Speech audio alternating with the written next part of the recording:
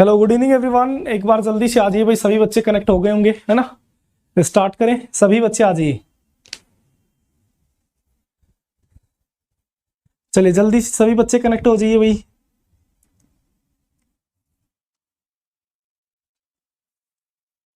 चलिए एक बार सभी बच्चे आ जाइए भाई, कनेक्ट हो जाइए भाई। चलिए स्टार्ट करें। नेक्स्ट क्वेश्चन आपके स्क्रीन पे है, सभी बच्चे आंसर कर दीजिए भाई। चलिए सभी बच्चे आंसर करिए। नेक्स्ट क्वेश्चन आपकी स्क्रीन पे है, सभी बच्चे आंसर कर दीजिए। Which of the following structure is relatively stable. Relatively stable, ठीक है। Which of the following structure is relatively stable. यहां पे आपको बताना है कौन सी स्ट्रक्चर ज्यादा स्टेबल है। ये सभी बच्चे आंसर करिए भाई। यहाँ पे सभी बच्चे जल्दी जल्दी से सभी बच्चे कनेक्ट हो जाइए। हाँ स्टार्ट कर दिया रवि उपाध्याय, स्टार्ट हो चुका है भाई। ऑडियो वीडियो क्लियर है क्या? आपको मैं दिखाई नहीं दे रहा हूं क्या?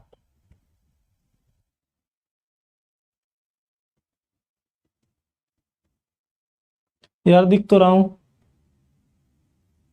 चलिए इस क्वेश्चन को बताइए। यहाँ पे क्या कहा है, which of the relatively stable. Stability की बात करते हैं तो देखिए यहाँ पे सबसे पहले जब भी रेजोनेटिंग स्ट्रक्चर की स्टेबिलिटी हम बात करते हैं तो उसमें क्या चेक करते हैं, सबसे पहले चार्ज। यहाँ पे भी एक चार्ज है, यहाँ पे भी आपका कितना चार्ज है भाई, यहाँ पॉजिटिव चार्ज रख लीजिए ना, तभी तो बनेगा। यहाँ पॉजिटिव चार्ज रख लीजिए, ठीक है। तो यहाँ पे भी एक चार्ज है और यहाँ पर भी आपके पास एक चार्ज है, तीनों के अंदर एक एक चार्ज है। दूसरा क्या चेक करते हैं, पाई बॉन्ड। पाई बॉन्ड की अगर चेक करेंगे तो यहाँ पे 2 पाई बॉन्ड है और यहाँ पे एक ही पाई बॉन्ड है, तो यहाँ पे 0 पाई बॉन्ड है। तो जिसके पास पाई बॉन्ड ज्यादा होते हैं वो ज्यादा स्टेबल होगा, तो मैं कहूंगा ए सबसे ज्यादा। फिर कौन हो जाएगा, बी। और सबसे लीस्ट स्टेबल कौन हो जाएगा भाई, सी। क्योंकि यहाँ 1 पाई बॉन्ड, यहाँ 2 पाई बॉन्ड है, यहाँ 2 पाई बॉन्ड है, यहाँ 1 है, यहाँ 0 है। तो आपका ए बी सी आपका करेक्ट आंसर हो जाएगा, ए बी सी, ठीक है। ए बी सी जो होगा वो आपका करेक्ट आंसर हो जाएगा, ठीक है। ए बी सी, ये बी और सी इक्वल थोड़ी ना स्टेबल होंगे। इक्वल कैसे होंगे, यहाँ 1 पाई बॉन्ड, यहाँ 0 है, तो यहाँ पे डी नहीं होगा, सी होगा, ठीक है। चलिए नेक्स्ट क्वेश्चन आपके सामने है। Consider the following statement about mesomeric resonance effect and find the incorrect ones. इनमें से कौन सी स्ट्रक्चर इनकरेक्ट है ये आपको बतानी है भाई। जल्दी सभी बच्चे आंसर करिए, जल्दी से सभी बच्चे आंसर करिए भाई। यहां से कौन सी स्टेटमेंट इनकरेक्ट है। Consider the following statement about mesomeric resonance effect and the find the incorrect ones. इनमें से कौन सी स्टेटमेंट इनकरेक्ट है ये आपको बताना है। Good evening, good evening. जल्दी सभी बच्चे आंसर करिए। यहाँ पे सभी बच्चे आंसर कर दीजिए भाई, कौन सा स्टेटमेंट यहाँ पे इनकरेक्ट होगा ये आप मुझे बता दीजिए। देखिए क्या कहा है, द इफेक्ट इज परमानेंट। बिल्कुल सही है। रेजोनेंस या मीजोमेरिक क्या होते हैं, परमानेंट इफेक्ट है। Is indicated by the dipole moment. क्या डाइपोल मोमेंट को इंडिकेट करते हैं, बिल्कुल सही है। कैसे इंडिकेट करते हैं वो बता देते हैं भाई।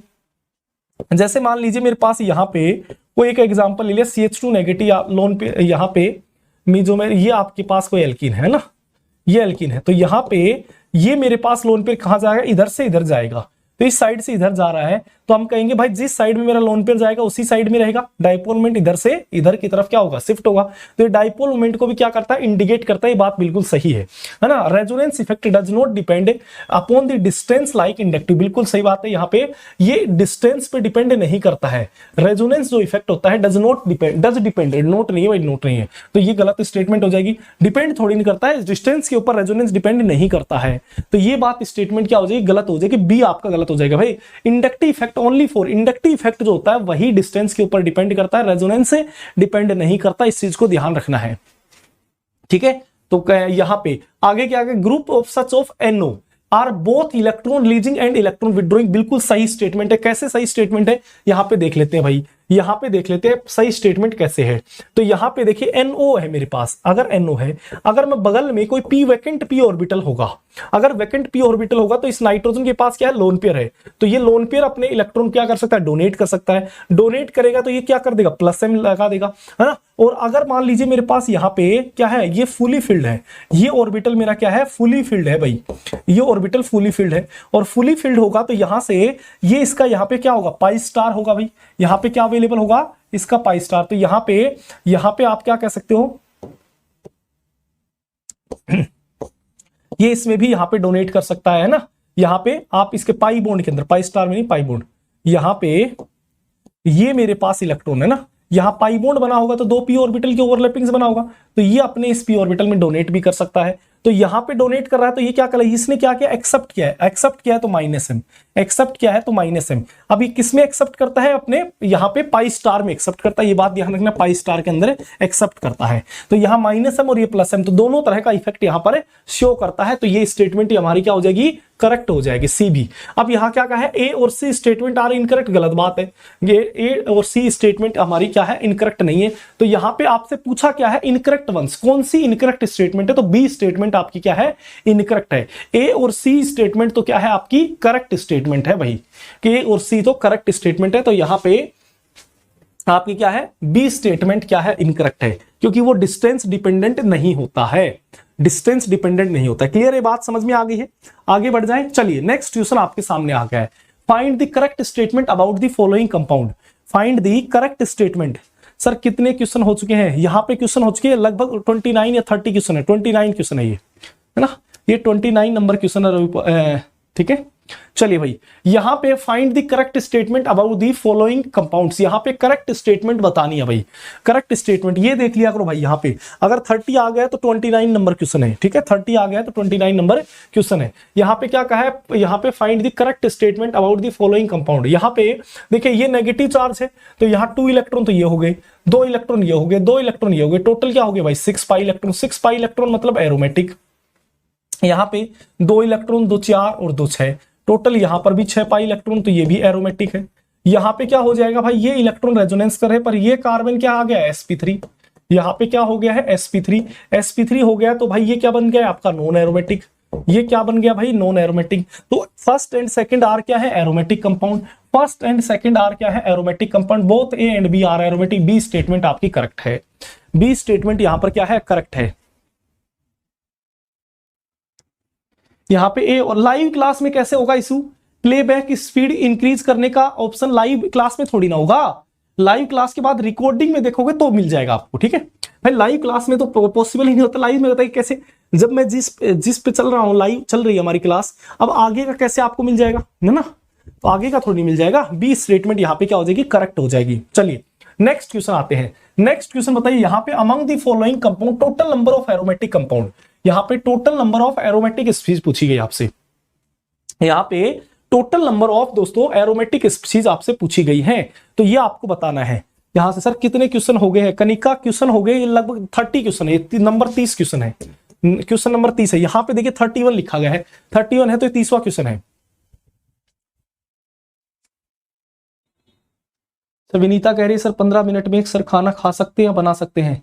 ओके विनीता, मैं समझ सकता हूं आपकी प्रॉब्लम को, देखिए पर प्रॉब्लम आपकी बिल्कुल जायज है, पर हम भी क्या करें, देखिए सुबह से क्लास लगती है, एक्चुअल में हम भी सुबह से क्लास लेने लगते हैं और शाम तक लेते रहते हैं, ऑफलाइन में भी लेते हैं, ऑनलाइन में भी लेते हैं, है ना, ऑफलाइन ऑनलाइन और यूट्यूब, ये हर जगह आपकी क्लासें चलती हैं, ठीक है। तो हम भी थोड़ा सा मैनेज कर रहे हैं, तो आप भी प्लीज मैनेज करिए, ठीक है, आपके करियर का सवाल है, कोशिश करिए अगर कोई भी सेशन चल रहा है तो उसको लाइव अटेंड करने की, ताकि आपकी रेगुलरिटी बनी रहे।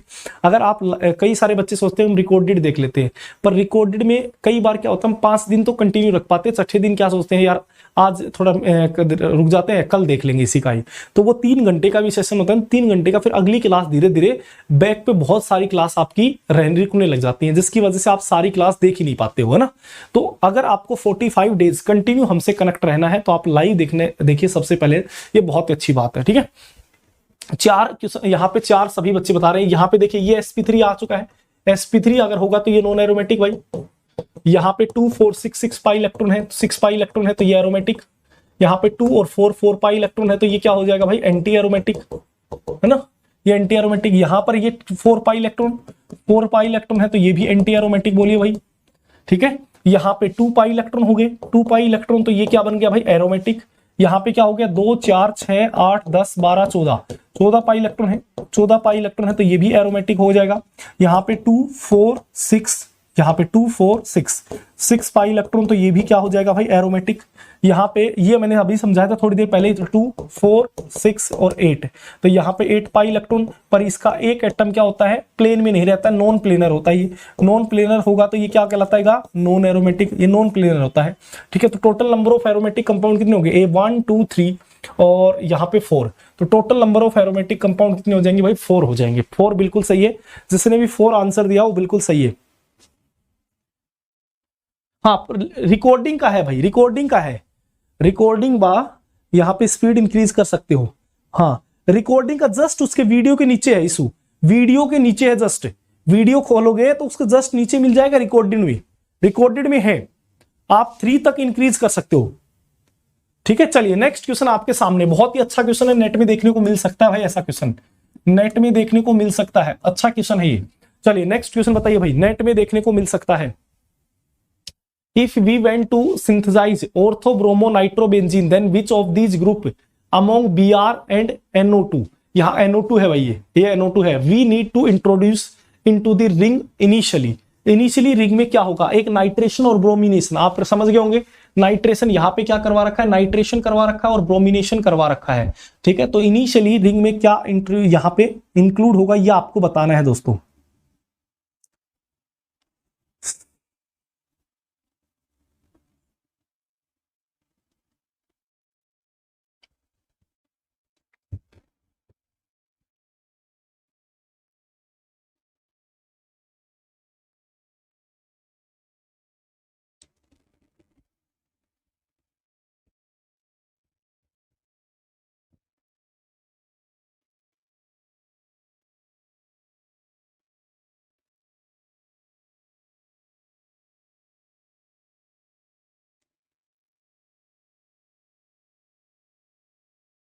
चलिए सभी बच्चे बताइए, फटाफट बोलिए भाई, फटाफट बोलिए, यहाँ पे क्या कहा है, कुछ बच्चों ने यहाँ पे ए आंसर कर रहे हैं, कुछ ए आंसर कर रहे हैं क्या, हाँ देखिए यहाँ पे क्या कहा है, आपका एक ब्रोमिनेशन रिएक्शन करवाई गई, एक मेरे पास नाइट्रेशन।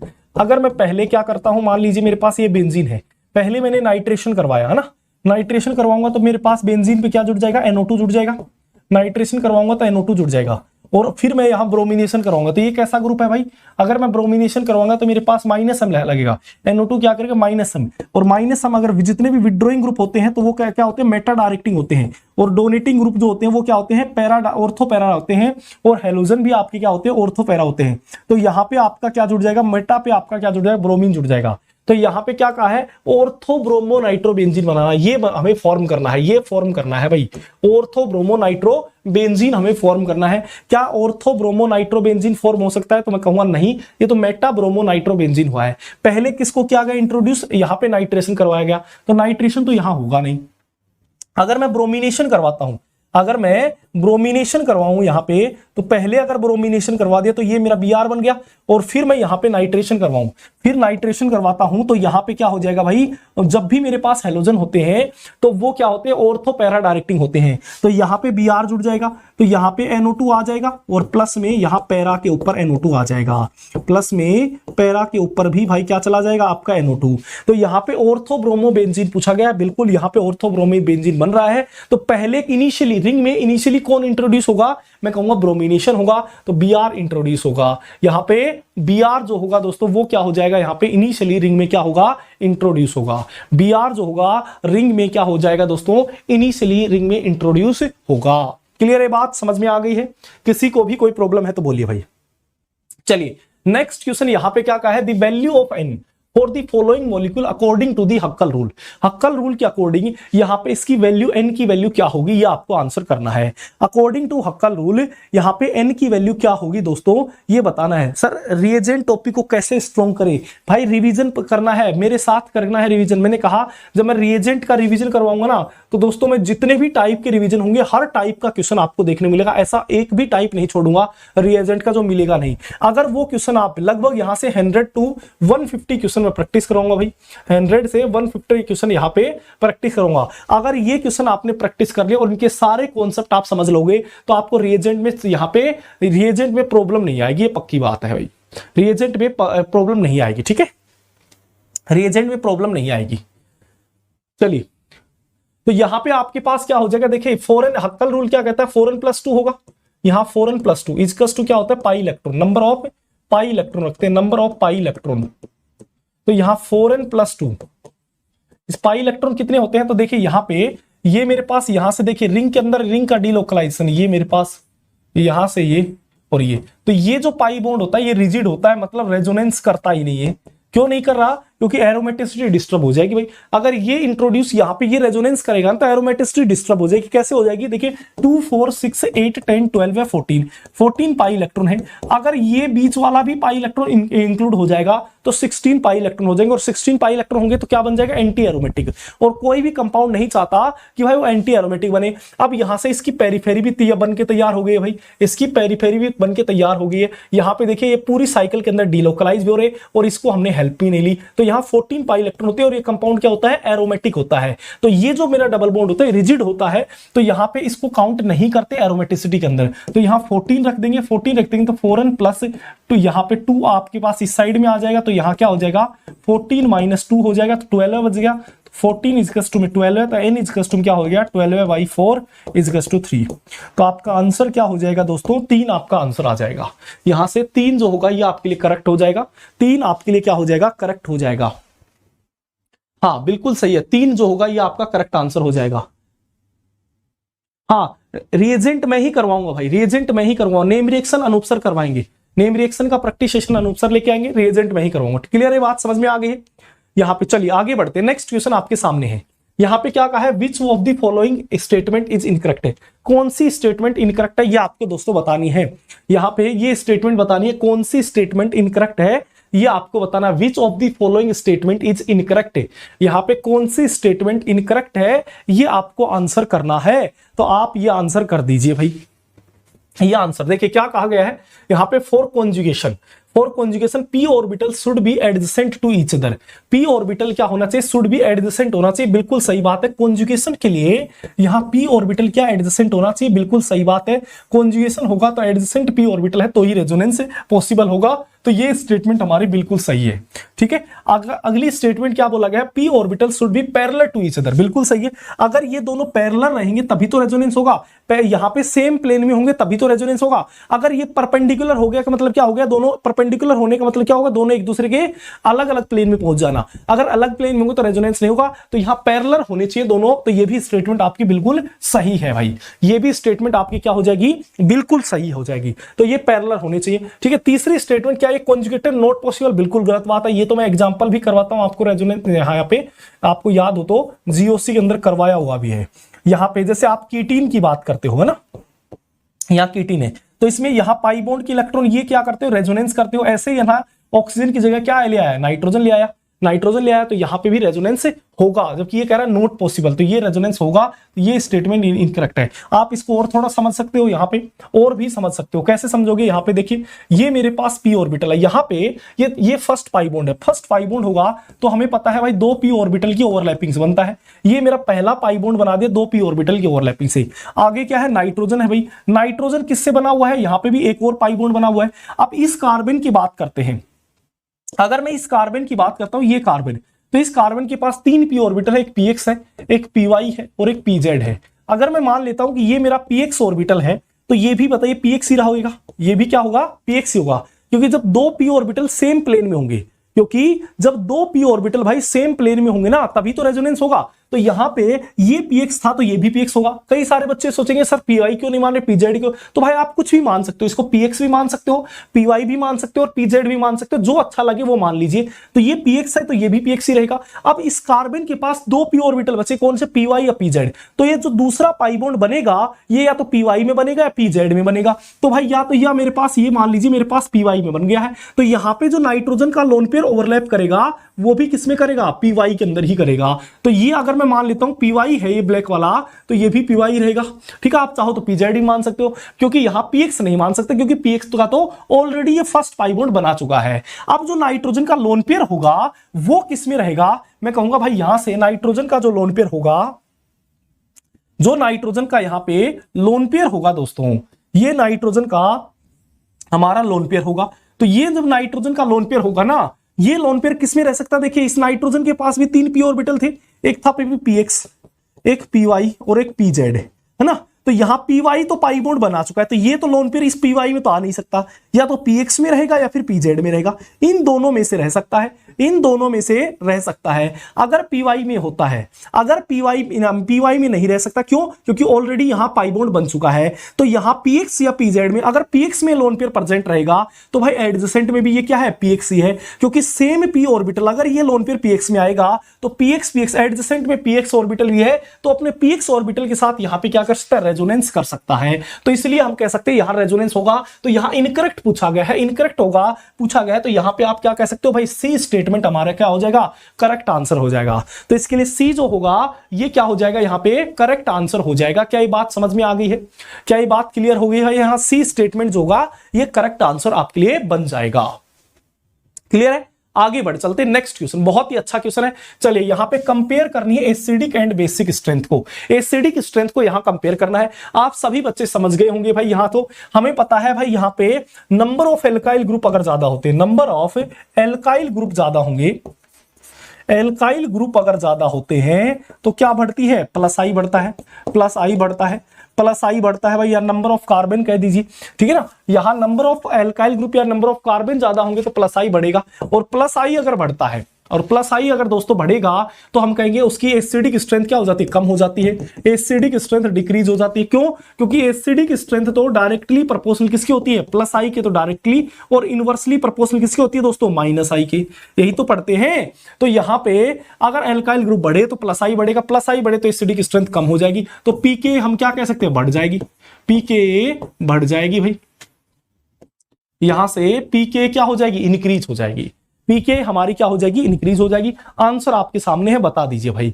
यहां से किसमें एल्काइल ग्रुप ज्यादा है, यहां पे एक है, यहां पे कितने हैं, दो है, यहां पे कितने हैं, तीन है, यहां पे कितने हैं, चार है, चार कार्बन है ना, तो यहां चार है, तो चार कार्बन ज्यादा, नंबर ऑफ एल्काइल ग्रुप यहां ज्यादा, प्लस आई यहां सबसे ज्यादा, फिर एसिडिक स्ट्रेंथ कम, तो पीके ज्यादा। तो यहां पूछा क्या है भाई, पीके वैल्यू पूछी गई है, पीके एसिडिटी की बात कर गई है, एसिडिटी और पीके दोनों का कंपैरिजन किया गया है। अगर यहां पे एसिडिक स्ट्रेंथ की बात की जाए, एसिडिक स्ट्रेंथ, तो आप क्या कह सकते हो, यहां सबसे ज्यादा कार्बन, तो यहां एसिडिक स्ट्रेंथ सबसे कम, तो डी में सबसे कम हो जाएगा, फिर किस में आएगा, सी में आएगा, फिर किस में आएगा, बी में आएगा, और सबसे ज्यादा किस में होगा, ए के अंदर। ये हो गया एसिडिक स्ट्रेंथ।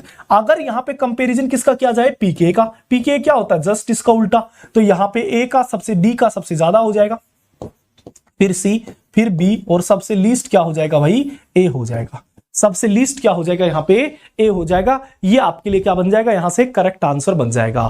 ठीक है, तो ये दोनों का कंपैरिजन पूछा गया है यहां पे। तो अगर एसिडिटी का कंपैरिजन बताया जाए तो हम कह देंगे ए सबसे ज्यादा, और अगर पीके के बारे में पूछा जाए तो डी सबसे ज्यादा होगा। क्या ये बात क्लियर है? मिथनॉल और वाटर में वाटर की, यहां मिथनॉल की ज्यादा होती है। देखिए जितने भी मेरे पास अल्कोहल होते हैं उनमें यहां मिथनॉल की ज्यादा होगी, फिर वाटर की, और फिर जितने भी अल्कोहल बच गए, ये ऑर्डर रहता है भाई, ये ऑर्डर रहता है। अब यहां जो आर बच गया है, उस आर का अगर ये आर इंक्रीज, एल्काइल ग्रुप अगर इंक्रीज होता है तो प्लस आई क्या होगा, यहां से प्लस आई बढ़ेगा, प्लस आई बढ़ेगा तो यहां पे एसिडिक स्ट्रेंथ क्या हो जाएगी, डिक्रीज हो जाएगी, तो पीके हमारी बढ़ जाएगी। इस चीज को ध्यान रख ले, ठीक है, इस चीज को यहां से, ठीक है। तो ये ऑर्डर रहता है, मिथनॉल का ज्यादा होता है, फिर वाटर का होता है, फिर अल्कोहल का होता है, फिर वाटर का, फिर अल्कोहल का।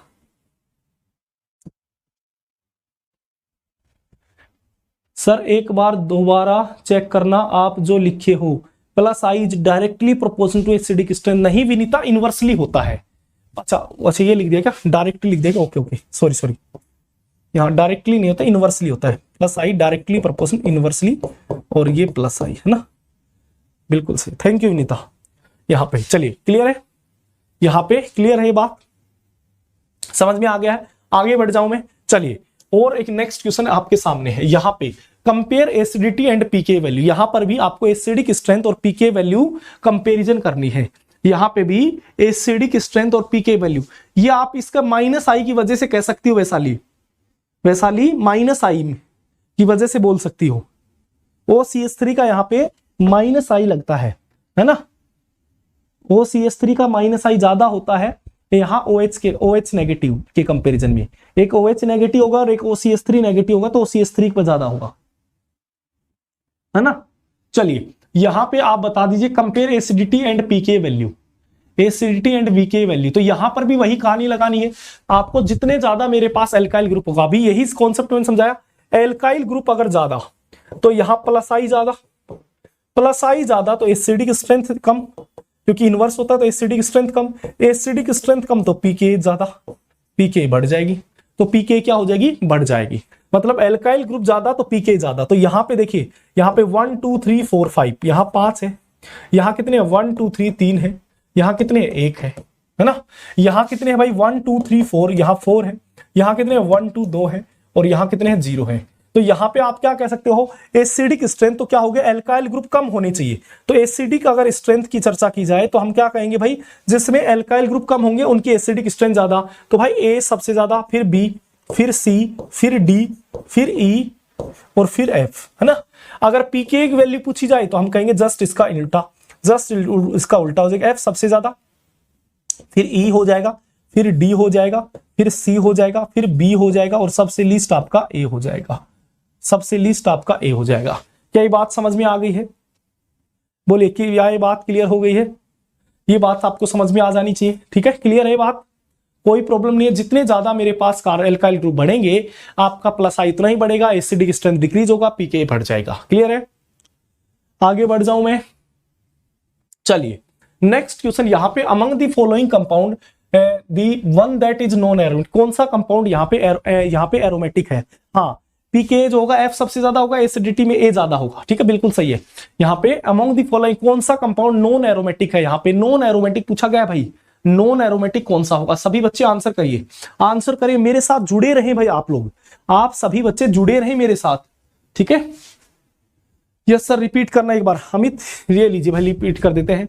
मैंने कहा एल्काइल ग्रुप ज्यादा होंगे, जितने ज्यादा एल्काइल ग्रुप होंगे तो प्लस आई ज्यादा, प्लस आई ज्यादा तो एसिडिक स्ट्रेंथ ज्यादा, एसिडिक स्ट्रेंथ ज्यादा तो पीके कम, ठीक है, ये बात बोली मैंने। तो यहां पे सबसे कम, यहां पे एल्काइल ग्रुप सबसे कम कहां है? ए में है, और सबसे ज्यादा है एफ में, 5 है ना। तो 5 एल्काइल ग्रुप है, तो यहां एल्काइल ग्रुप ज्यादा, तो यहां पे क्या हो जाएगी, पीके ज्यादा होगी, जितने ज्यादा एल्काइल ग्रुप उतनी पीके ज्यादा, तो इसलिए एफ में सबसे ज्यादा, है ना। और जितनी मेरे पास यहां सबसे कम एल्काइल ग्रुप है, जितने कम एल्काइल ग्रुप उसकी एसिडिक स्ट्रेंथ उतनी ही ज्यादा हो जाएगी। एल्काइल ग्रुप कम तो एसिडिक स्ट्रेंथ ज्यादा, तो एल्काइल ग्रुप कम किसमें है? ए के अंदर है, तो ए सबसे ज्यादा हो जाएगा, ए सबसे ज्यादा हो जाएगा। क्लियर है? चलिए, यहां पे ये कंपाउंड आप जानते हो ट्यूब लाइक शेप होता है, ये कंपाउंड क्या होता है भाई? ट्यूब लाइक शेप होता है, यहां पे ट्यूब लाइक शेप होता है, तो यहां पे ये कंपाउंड आपका हो जाएगा। और ट्यूब लाइक शेप होता है तो ये प्लेनर नहीं होता, नॉन प्लेनर होता है, और नॉन प्लेनर होने की वजह से ये क्या होता है? Non aromatic. तो यही आपके लिए करेक्ट आंसर हो गया। ये क्या होता है? एंटी एरोमेटिक होता है, 4 पाई इलेक्ट्रॉन है, 4 पाई इलेक्ट्रॉन है, 2 + 2 4 पाई इलेक्ट्रॉन है, तो एंटी एरोमेटिक। यहां पे क्या है? बेंजाइन, आपको पता है यहां से 2 इलेक्ट्रॉन, 2 4 और 2 6, ये बाहर वाला पाई बॉन्ड जो होता है ये रेजोनेंस नहीं करता है, तो यहां से आपको पता होना चाहिए 6 पाई इलेक्ट्रॉन है, और 6 पाई इलेक्ट्रॉन है तो ये एरोमेटिक होता है। यहां पे आपका ये CH2 है, तो यहां हाइड्रोजन है नहीं, हाइड्रोजन नहीं है तो स्टेरिक इंटरेक्शन ले लेगी, तो यहां पे 2 4 6 8 10 पाई इलेक्ट्रॉन है, और 10 पाई इलेक्ट्रॉन है, तो ये भी एरोमेटिक, तो ये भी एरोमेटिक है। यहां पे ये एरोमेटिक है, बी और डी तो एरोमेटिक है, सी क्या है? एंटी एरोमेटिक, और ए क्या है? Non aromatic. पूछा क्या था? Non aromatic. तो आप क्या कह दोगे? यहां से ए जो होगा वो नॉन एरोमेटिक है भाई, ए बिल्कुल सही है, हाँ नॉन प्लेनर है, तो यहां पे क्या हो जाएगी? ये आंसर हो जाएगा ए। चलिए नेक्स्ट क्वेश्चन आपके सामने है। Next, the compound that give participate on warming with aqueous AgNO3, aqueous AgNO3 के साथ रिएक्शन करनी है। सभी बच्चे आंसर करिए भाई, सभी बच्चे आंसर करिए। यहां से एक्वस AgNO3 के साथ रिएक्शन करनी है। जब भी मैंने कहा AgNO3 के साथ यहां पे रिएक्शन होती है तो यहां SN1 टाइप रिएक्शन होती है। मतलब SN1 में क्या बनता है? कार्बोकेटाइन। तो यहां से Ag+ हो गया, ये NO3 नेगेटिव हो गया, तो ये जो Br के लोन पेयर है ये H+ को लेते हैं और AgBr की PPT यहां से बाहर कर देते हैं भाई। तो यहां क्या बन जाता है? इंटरमीडिएट में एज ए कार्बोकेटाइन बन जाता है। तो यहां पे आपको क्या करना है? यहां से Br को बाहर कर देना है और क्या बना देना है? कार्बोकेटाइन बना देना है। और हम कहते हैं यहां पे जो कार्बोकेटाइन, बताइए SN1 में क्या होता है? जो कार्बोकेटाइन सबसे ज्यादा स्टेबल होता है वही उसकी की रेट क्या सबसे ज्यादा होगी। तो यहां से आप क्या करोगे भाई? ये हेलोजन को हटाओगे और इसमें क्या कर दोगे? कार्बोकेटाइन बना दोगे। अब देखिए यहां पे आप देख पा रहे हो ये तो एंटी एरोमेटिक है, 4 pi electron, 2 + 2 4 pi electron, 4 pi electron है तो ये एंटी एरोमेटिक हो गया भाई। ये आपके पास 6 पाई इलेक्ट्रॉन, पर ये डबल बॉन्ड के ऊपर कैटायन है तो वैसे अनस्टेबल है। यहां पे भी ये डबल बॉन्ड के ऊपर कैटायन, ये भी अनस्टेबल है। यहां पे देखिए 2 4 6 6 पाई इलेक्ट्रॉन है, 6 पाई इलेक्ट्रॉन है तो ये एरोमेटिक बन गया। ट्रिपोलियम आयन इसको कहते हैं। एरोमेटिक बन गया है तो इसकी रेट क्या होगी, सबसे ज्यादा होगी। तो आप क्या कह सकते हो भाई, सी की रेट सबसे ज्यादा है। सी की रेट यहां पर क्या है, सबसे ज्यादा है। क्या ये बात समझ गए हो, क्या ये बात समझ में आ गई है? अगर ये बात समझ में आ गई है तो नेक्स्ट क्वेश्चन आपके सामने है। नेक्स्ट क्वेश्चन आपके सामने है, कहा क्या है, among the following compound, among the following compound number of molecule are aromatic, total number of molecule aromatic पूछा गया यहाँ पे। चलिए जल्दी से बता दीजिए भाई, किसी को भी कोई प्रॉब्लम हो तो पूछ लेना है, किसी भी बच्चे को कोई भी प्रॉब्लम हो तो पूछ लेना है भाई। यहाँ पे among the following the total number of aromatic compound क्या होंगे भाई?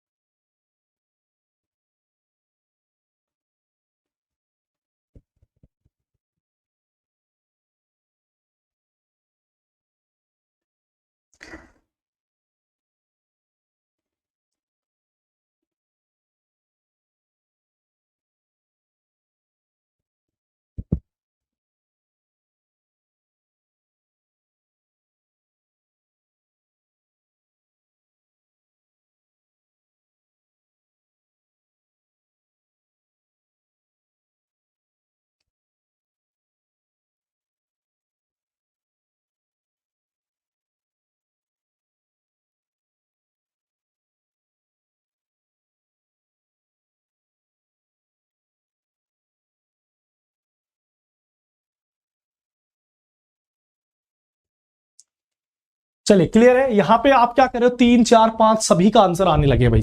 3 4 5 देखिए इधर ध्यान दीजिए, ये कंपाउंड जो होता है ना, ये कंपाउंड को कहा जाता है एंटी एरोमेटिक। ठीक है, कैसे होता है यहाँ पे आप देख लीजिए भाई, ये कंपाउंड आपका इसे बोला जाता है यहाँ पेंटावलिन।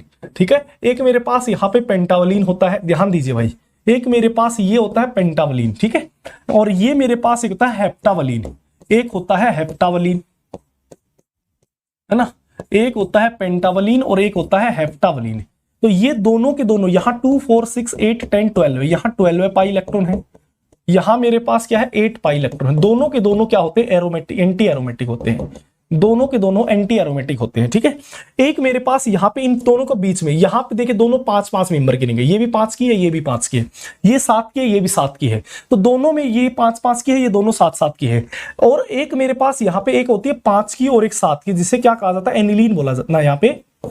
ये मेरे पास स्ट्रक्चर, ठीक है, यहां पे ये मेरे से बोला जाता है एजुलिन, ये एजुलिन है। ठीक है, ये आपके क्या होता है 2 4 6 8 10 पाई इलेक्ट्रॉन होता है, ये होता है 10 पाई इलेक्ट्रॉन होता है। तो ये एरोमेटिक होता है, जिसे आप क्वासी एरोमेटिक से एक्सप्लेन करते हो, यहाँ क्वासी एरोमेटिक कंपाउंड होता है। ठीक है, तो इसे बोला जाता है एजुलिन होता है, ये एरोमेटिक होता है।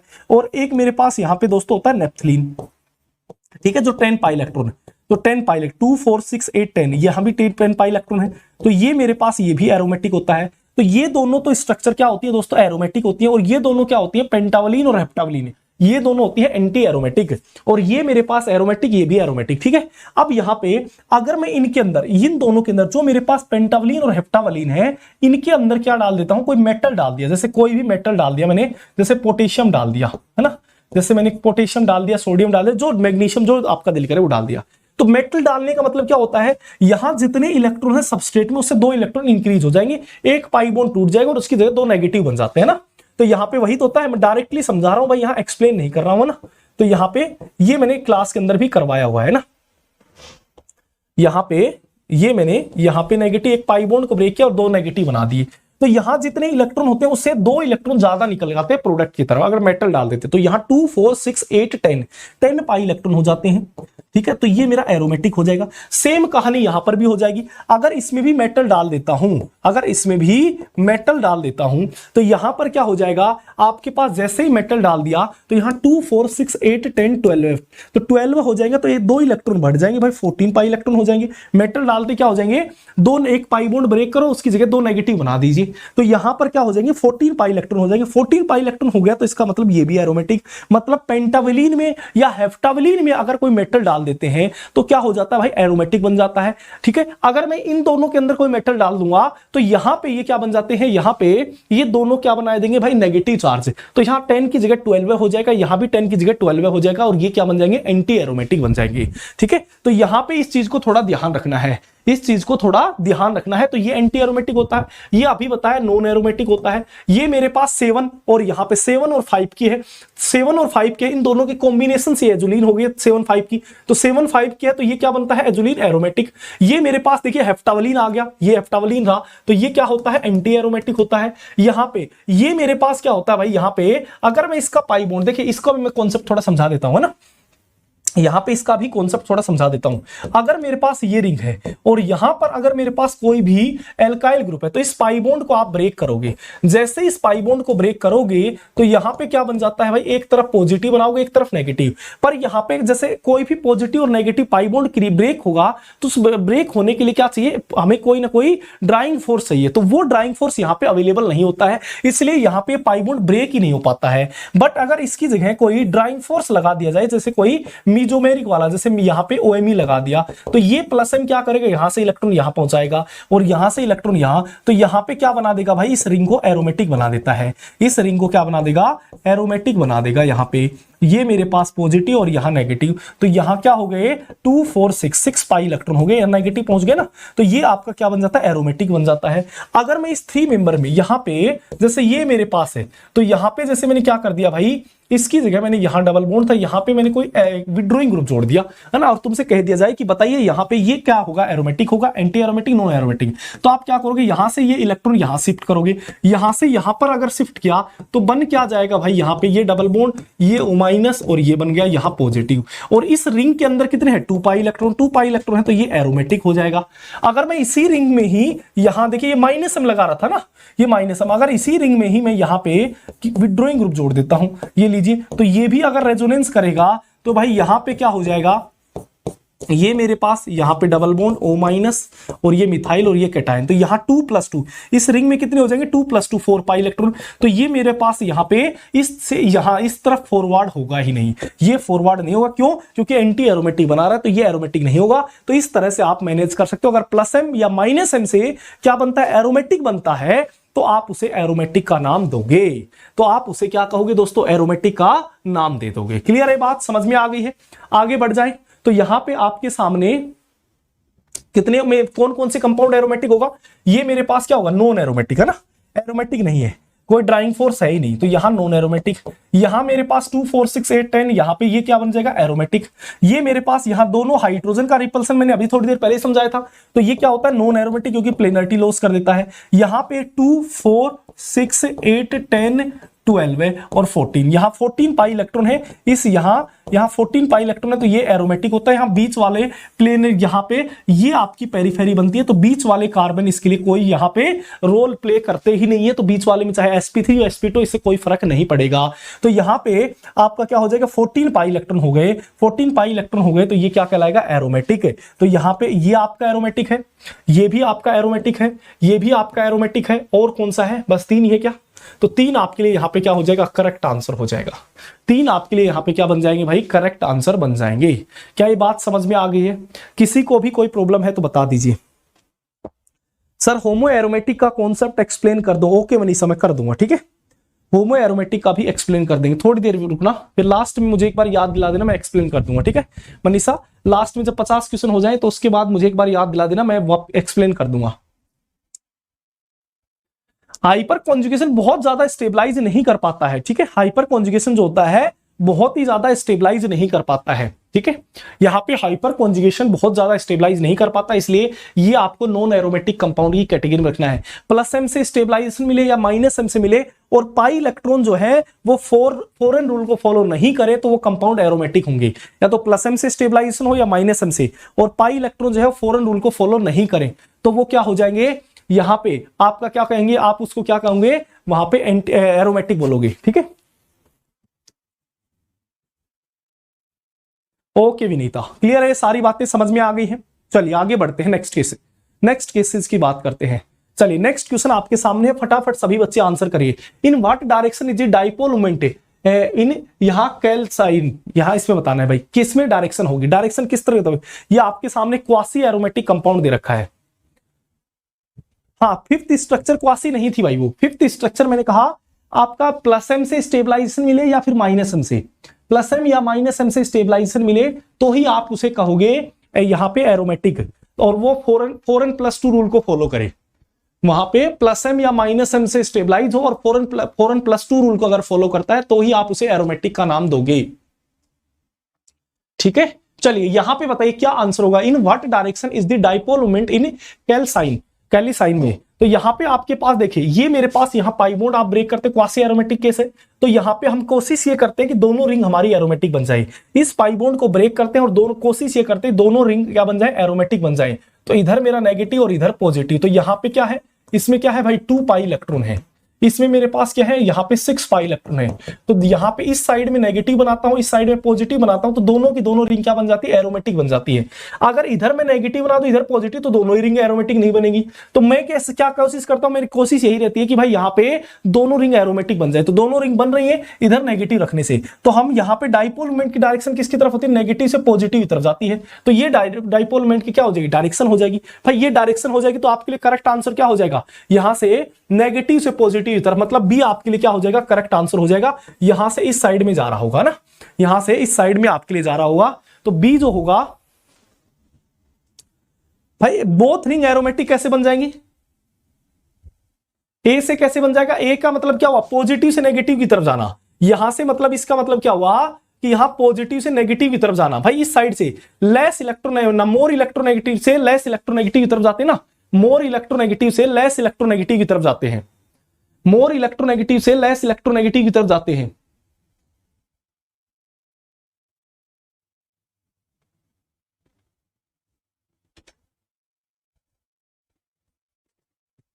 अच्छा वो उल्टा बता दिया, यहां पे देखिए, अच्छा यहां पे नेगेटिव है यहां पॉजिटिव, हाँ सही है, ये उल्टा जाएगा ना, तो इसमें इधर जाएगा, यहां पे सॉरी ये ए होगा है ना, ए होगा ना, यहां पे लेस इलेक्ट्रोनेगेटिव से मोर इलेक्ट्रोनेगेटिव की तरफ जाते हैं ना, उल्टा बोल दिया मैं, लेस इलेक्ट्रोनेगेटिव से मोर इलेक्ट्रोनेगेटिव की तरफ जाते हैं। हाँ ए हो जाएगा, हाँ ए हो जाएगा। तो लेस इलेक्ट्रोनेगेटिव से मोर इलेक्ट्रोनेगेटिव तरफ है ना, लेस इलेक्ट्रोनेगेटिव से मोर इलेक्ट्रोनेगेटिव की तरफ आपका डायरेक्शन होगी। जैसे मैंने कहा यहाँ CH3Cl है ना, तो इसमें डायरेक्शन क्या होगी, लेस इलेक्ट्रोनेगेटिव से मोर इलेक्ट्रोनेगेटिव तरफ, यहाँ इस तरह डायरेक्शन होगी ना, लेस से मोर की तरफ जाएगा। तो यहाँ पॉजिटिव है और यहाँ नेगेटिव है, तो ये इस साइड में जाएगा, तो इस साइड में जाएगा, तो ये आपके लिए करेक्ट हो जाएगा, ए होगा भाई, बी नहीं होगा, सॉरी बी काट दीजिए। बी में ये क्या रिप्रेजेंट कर रहा है, यहाँ पॉजिटिव यहाँ नेगेटिव है ना, तो यहाँ लेस इलेक्ट्रॉन, ये मेरे पास तो इधर पॉजिटिव होगा तो ये 4 पाई इलेक्ट्रॉन है, इधर नेगेटिव है तो ये भी 4 पाई इलेक्ट्रॉन, दोनों की दोनों क्या हो जाएंगे, एरोमेटिक बनेंगे नहीं। ठीक है, हाँ बिल्कुल कर दिया चेंज, कर दिया भाई, कर दिया चेंज। ठीक है, तो ए आपके लिए क्या हो जाएगा, करेक्ट आंसर हो जाएगा। क्लियर है, चलिए नेक्स्ट क्वेश्चन आपके सामने है। यहां पे क्या कहा है, the product P and Q in the following reaction respectively are. Reaction यहां पे आपको बतानी है, प्रोडक्ट यहां पे क्या बोला गया है, the product P and Q in the following reaction respectively are. यहां से ये बोला गया भाई NaNH2 है, NaNH2 है, तो ये क्या है, बेस है, बेस होगा तो यहां से एसिडिक हाइड्रोजन निकालेगा। अब आप कोई बच्चे कहेगा यहां से भी, पर हमें वहां से हाइड्रोजन निकाला जहां सबसे ज्यादा स्टेबल मिल जाए, जहां सबसे ज्यादा स्टेबिलिटी मिल जाए। अगर यहां से H+ निकलता है तो यहां पे क्या बन जाएगा, नेगेटिव चार्ज बन जाएगा, और नेगेटिव चार्ज अगर बनता है तो ये क्या बन जाएगा, ये रिंग क्या बन जाएगी भाई, स्टेबल बन जाएगी, एरोमेटिक। 2 4 6 पाई इलेक्ट्रॉन का मतलब एरोमेटिक बन गया। यहां पे अगर मेरे पास AgNO3 है तो यहां पॉजिटिव नेगेटिव, तो ये क्या करेगा भाई, यहां से Cl को AgCl की पीपीटी निकाल लेगा, तो यहां क्या बन जाएगा, कैटायन बन जाएगा। ये लीजिए भाई कैटायन बन गया यहां पे। तो ये रिंग अगर जैसे कैटायन निकाला तो 2 पाई इलेक्ट्रॉन, तो ये एरोमेटिक, तो यहां पे दोनों रिंग एरोमेटिक बन जाती है। यहां से हाइड्रोजन निकले और यहां से ये क्लोरीन निकल जाए तो दोनों रिंग एरोमेटिक बन जाती हैं। तो यहां से ये केस देख लीजिए किसके अंदर है, सी के अंदर है भाई, सी के अंदर है। यहां भी 6 पाई इलेक्ट्रॉन है, यहां 2 पाई इलेक्ट्रॉन, दोनों की दोनों रिंग क्या है, एरोमेटिक है। तो सी आपके लिए यहां पर क्या हो जाएगा, करेक्ट आंसर बन जाएगा। सी जो होगा दोस्तों ये आपके लिए क्या हो जाएगा, करेक्ट आंसर बन जाएगा। क्या ये बात समझ में आ गई है?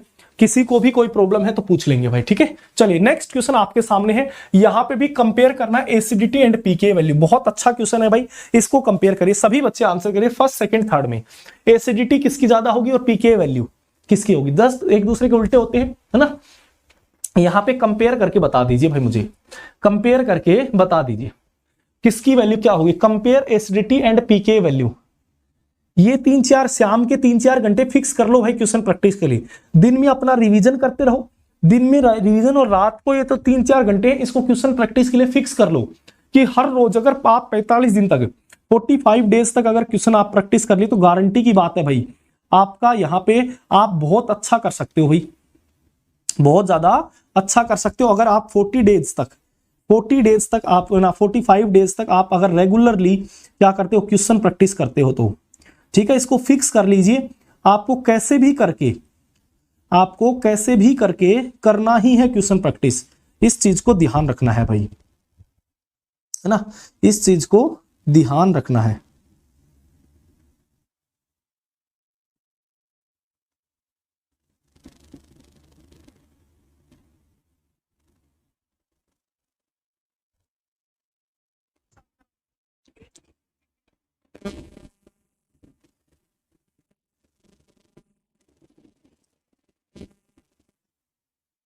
चलिए बहुत बढ़िया, यहाँ पे CBA बता रहे हैं कुछ, है ना। देखिए यहां से समझने की कोशिश करेंगे। देखिए मैंने क्या कहा था, नंबर ऑफ एल्काइल ग्रुप, अगर मेरे पास R क्या है, 4 एल्काइल ग्रुप, अगर एल्काइल ग्रुप बढ़ते हैं, है ना, तो यहाँ पे क्या होता है, आपका प्लस आई बढ़ेगा, और प्लस आई बढ़ेगा तो एसिडिक स्ट्रेंथ आपकी क्या हो जाएगी, कम हो जाएगी। एसिडिक स्ट्रेंथ अगर कम होगी तो पीके क्या हो जाता है, बढ़ जाता है, पीके क्या हो जाएगा, बढ़ जाएगा। दूसरी बात, अगर यहाँ एल्काइल ग्रुप की डिस्टेंस, डिस्टेंस जो होती है अगर वो डिक्रीज होती है, मतलब एल्काइल ग्रुप के बीच की डिस्टेंस जो होगी कम होगी यहां पे, तो हम क्या कहेंगे, प्लस आई भी मेरा क्या होगा, बढ़ जाएगा। प्लस आई बढ़ेगा तो एसिडिक स्ट्रेंथ भी क्या होगी, डिक्रीज होगी, है ना। और एसिडिक स्ट्रेंथ डिक्रीज होगी तो पीके वैल्यू क्या हो जाएगा भाई, बढ़ जाएगा। अगर डिस्टेंस डिक्रीज होती है तो देखिए यहां पे ये CWH है, तो यहां से मेरे पास H+ निकालेंगे तो नेगेटिव बनेगा। बोलिए H+ निकलने के बाद नेगेटिव चार्ज की तो स्टेबिलिटी चेक करते हैं, है ना। H+ निकलने के बाद नेगेटिव चार्ज की स्टेबिलिटी, तो यहां से H+ निकला, नेगेटिव चार्ज बना। अब देखिए यहां पे इसके जस्ट अगले पे कितने एल्काइल ग्रुप है, एक एल्काइल ग्रुप, दो एल्काइल ग्रुप और तीसरा यह हाइड्रोजन, मतलब यहां पे C डबल बॉन्ड O- है, तो इस नेगेटिव चार्ज के जस्ट अगले पे क्या है भाई, दो मेरे पास कार्बन है, एल्काइल ग्रुप है, और एक हाइड्रोजन है, तो यहां पे तो हुए दो एल्काइल ग्रुप। यहां पे बात करूंगा तो यहां पे क्या हो जाएंगे, यहां पे H+ निकाला तो ये नेगेटिव चार्ज, तो जैसे H+ निकला ये नेगेटिव बना, तो यहां पे क्या हो गया भाई, जस्ट अगले कार्बन पे तीन एल्काइल, 3 CH3 दे रखे, तो 3 CH3 दे रखे, तो 3 एल्काइल ग्रुप यहां पे है, तो यहां 3 एल्काइल ग्रुप है जस्ट अगले पे। यहां पे अगर मैं बात करूंगा तो यहां पे CWH के जस्ट अगले कार्बन पे एक एल्काइल, यहां पे दूसरा एल्काइल और तीसरा एल्काइल, यहां 3 एल्काइल ग्रुप है, तो यहां इन दोनों के पास तो क्या है, एडजेसेंट पे। देखिए फर्स्ट मैंने कहा डिस्टेंस यहां पे, यहां नंबर से भी ज्यादा इंपॉर्टेंट होता है ना, ये ज्यादा डोमिनेटिंग होता है distance as compared to number से। तो यहां पे इसके जस्ट अगले कार्बन पे यहां 3 का एल्काइल ग्रुप है, यहां भी 3 है और यहां भी 3 है और यहां 2 है, तो यहां 3 ज्यादा, अगर दोनों के पास 3 है तो यहां इन दोनों में प्लस आई क्या होगा, ज्यादा होगा। एल्काइल ग्रुप ज्यादा तो यहां प्लस आई ज्यादा, प्लस आई ज्यादा तो भाई यहां एसिडिक स्ट्रेंथ कम हो जाएगी, पीके ज्यादा, तो यहां 2 ही एल्काइल ग्रुप है, 2 एल्काइल कम एल्काइल ग्रुप है तो यहां एसिडिक स्ट्रेंथ ज्यादा हो जाएगी। तो इसका मतलब अगर एसिडिक स्ट्रेंथ की बात की जाती है तो फर्स्ट में तो सबसे ज्यादा, और अगर पीके जस्ट इसका उल्टा होता है तो इसमें ए के अंदर सबसे कम, है ना।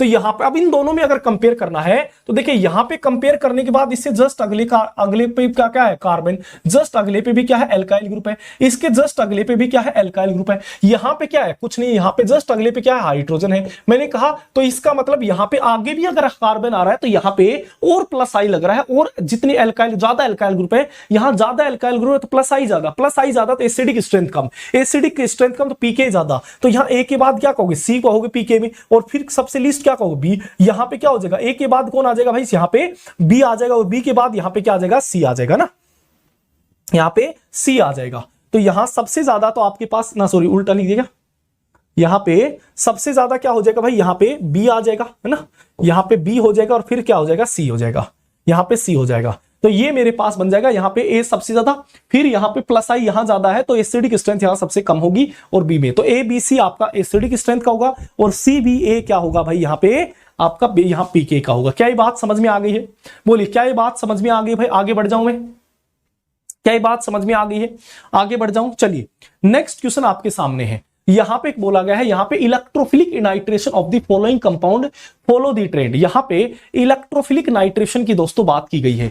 चलिए जल्दी से बता दीजिए यहां पे इलेक्ट्रोफिलिक नाइट्रेशन क्या होगा। इलेक्ट्रोफिलिक का मतलब क्या हुआ कि इनके साथ क्या करनी है, इन चारों के साथ कोई इलेक्ट्रोफाइल आया है रिएक्शन करने के लिए, इन चारों के साथ कोई इलेक्ट्रोफाइल आया है रिएक्शन करने के लिए। अगर ये इलेक्ट्रोफाइल होगा तो ये सभी के सभी PQRS, ये PQRS जो है ये सभी के सभी क्या होंगे भाई, न्यूक्लियोफाइल होंगे, ये सभी के सभी क्या होंगे, न्यूक्लियोफाइल होंगे, ये PQRS क्या होंगे, न्यूक्लियोफाइल होंगे। तो यहां न्यूक्लियोफाइल मेरे पास Cl है, Cl क्या करता है भाई, माइनस आई, न्यूक्लियोफाइल में हम क्या कहते हैं, pi electron density, pi electron density जितनी ज्यादा होगी, पाई इलेक्ट्रॉन डेंसिटी जितनी ज्यादा होगी उसकी यहाँ पे पाई इलेक्ट्रॉन डेंसिटी बढ़ेगी। तो हम क्या कहेंगे भाई, पाई इलेक्ट्रॉन डेंसिटी बढ़ने से क्या होगी भाई, यहाँ पे न्यूक्लियोफिलिसिटी बढ़ेगी। न्यूक्लियोफिलिसिटी बढ़ेगी तो इलेक्ट्रोफिलिक एडिशन भी, इलेक्ट्रोफाइल पे अटैक की रेट जो होगी वो भी बढ़ जाएगी। इलेक्ट्रोफाइल पे अटैक की रेट क्या हो जाएगी, बढ़ जाएगी। तो हम पाई इलेक्ट्रॉन डेंसिटी से माइनस एच, SO3H क्या लगाता है माइनस एम, NHCOCH3 तो ये अपने लोन पे डोनेट करेगा तो प्लस एम, ये C2H5 क्या लगाएगा प्लस एच लगाएगा। प्लस एम ज्यादा डोनेट करता है तो ये सबसे ज्यादा इलेक्ट्रॉन डेंसिटी होगा तो रेट भी सबसे ज्यादा करेगा। फिर कौन हो जाएगा, S हो जाएगा भाई। फिर कौन हो जाएगा, माइनस एम ज्यादा विड्रॉ करता है, खींचेगा तो इसमें इलेक्ट्रॉन डेंसिटी कम होगी, ये माइनस आई के थ्रू इलेक्ट्रॉन विड्रॉ करेगा तो हम क्या कहेंगे, पी कह देंगे क्योंकि ये कम इलेक्ट्रॉन विड्रॉ करता है और क्यू सबसे लीस्ट हो जाएगा तो RSPQ बोल देंगे। RSPQ है क्या कहीं, RSPQ मतलब बी आपके लिए करेक्ट आंसर हो जाएगा। बी आपके लिए क्या हो जाएगा भाई, करेक्ट आंसर हो जाएगा। बी आपके लिए करेक्ट आंसर हो जाएगा। बेंजीन में सिर्फ ये चेक करना है, बेंजीन में जितनी ज्यादा पाई इलेक्ट्रॉन डेंसिटी होगी उसकी रेट कितनी ही ज्यादा हो जाएगी, इलेक्ट्रोफिलिक की रेट क्या हो जाएगी दोस्तों, उतनी ही ज्यादा हो जाएगी। इलेक्ट्रोफिलिक बेंजीन में बस पाई इलेक्ट्रॉन डेंसिटी चेक करनी है कि कौन कितनी पाई इलेक्ट्रॉन डेंसिटी लगाएगा। आगे बढ़ चलते हैं यहां पे नेक्स्ट क्वेश्चन। यहां पे क्या कहा है, arrange the following in decreasing order of minus आई।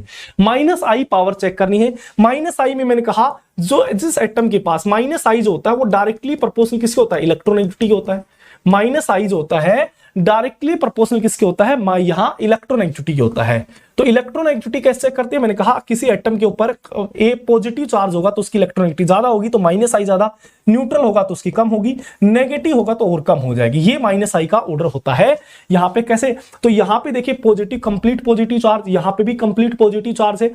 यहां पे क्या है, पार्शियली है और यहां पे ये मेरे पास है नहीं, CN होगा तो यहां पे पार्शियली होगा ना भाई, यहां पार्शियली होगा और यहां पे पार्शियली नेगेटिव, यहां पे है ही नहीं तो यहां पे क्या हो जाएगा, हम क्या कहेंगे भाई यहां पे, तो यहां पे इन दोनों कंप्लीट है, इस पे पार्शियल है और इस पे है ही नहीं तो हम कहेंगे फर्स्ट और थर्ड में तो सबसे ज्यादा होगी। अब फर्स्ट और थर्ड में अगर सबसे ज्यादा होगी तो किस में ज्यादा होगी, थर्ड में ज्यादा होगी या फर्स्ट में। तो देखिए यहां पे जैसे मेरे पास यहां RNH3 पॉजिटिव है, एक मेरे पास NH3 पॉजिटिव है भाई, है ना, एक मेरे पास NH3 पॉजिटिव है और एक मेरे पास क्या है NR3 पॉजिटिव है, एक मेरे पास क्या है NR3 मतलब CH3 है, NR3 पॉजिटिव है। यहां पे आप CH3 लगा सकते हो ना, CH3 है और ये CH3 है, ठीक है, ये मेरे पास पॉजिटिव है। तो आप जानते हो दोस्तों कि NBPR नाम का आपने एक इफेक्ट पढ़ा होगा, NBPR पढ़ते हो ना, तो NBPR में आप जानते हो इन दोनों में दोनों तरफ आपके पास R ग्रुप होते हैं, दोनों तरफ R ग्रुप होते हैं तो इनके बीच में क्या होता है, रिपल्सन होता है R और CH3 के बीच में, और R और CH3 के बीच में यहां पे रिपल्सन होगा। यहां पे स्टेरिक रिपल्सन अगर बढ़ेगा, स्टेरिक रिपल्सन अगर इंक्रीज होगा तो यहां पे क्या होगा, इनके बीच का जो थीटा एंगल होगा वो इंक्रीज हो जाएगा, मतलब बॉन्ड एंगल यहां पे बढ़ जाएगा, थीटा बढ़ जाएगा और बॉन्ड एंगल बढ़ेगा तो परसेंटेज एस करैक्टर बढ़ेगा, परसेंटेज एस करैक्टर बढ़ेगा तो माइनस आई बढ़ेगा, माइनस आई बढ़ेगा तो यहां पे आप क्या कह दोगे भाई, माइनस आई चेक किया गया है तो यहां माइनस आई बढ़ जाएगा। तो यहां इसलिए अब ये हाइड्रोजन स्मॉल साइज का होता है, R ग्रुप बल्कि होता है। अगर दोनों तरफ मेरा एल्काइल ग्रुप होता तो स्टेरिक रिपल्सन लगता है, अगर एक तरफ क्या आ जाता है, हाइड्रोजन आ जाता है तो स्टेरिक रिपल्सन नहीं लगता है। स्टेरिक रिपल्सन नहीं लगेगा तो यहां क्या होगा, थीटा नहीं बढ़ेगा, थीटा नहीं बढ़ेगा तो परसेंटेज एस करैक्टर नहीं बढ़ेगा, परसेंटेज एस करैक्टर नहीं बढ़ेगा तो माइनस आई नहीं बढ़ेगा। तो आप यहां से कह सकते हो कि भाई ये मेरे पास यहां पे माइनस आई कम है और इसमें ज्यादा है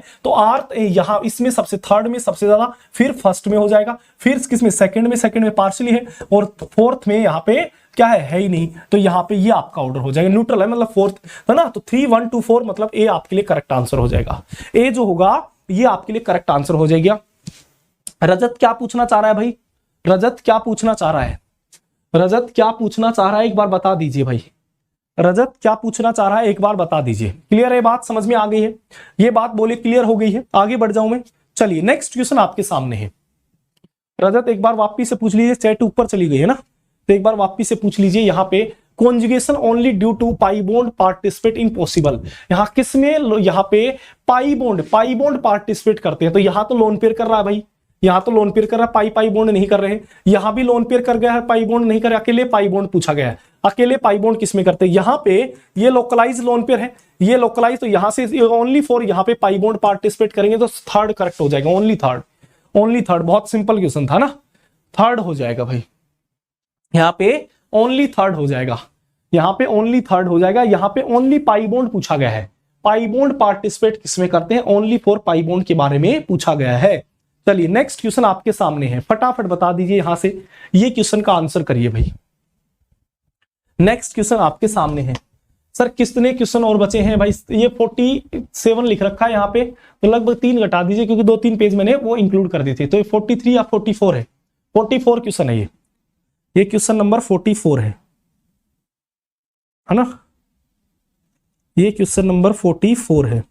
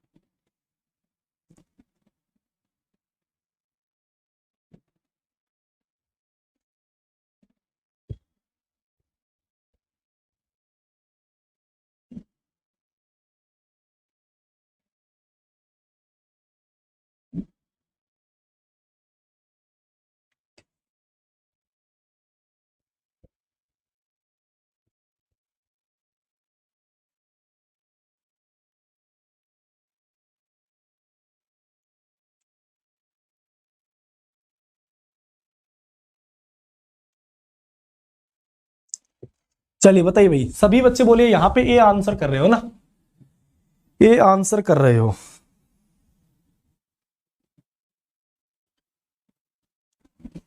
चलिए देखिए यहाँ पे क्या कहा गया है, correct match of the for the product of the reaction in column A with the properties in column B, है ना?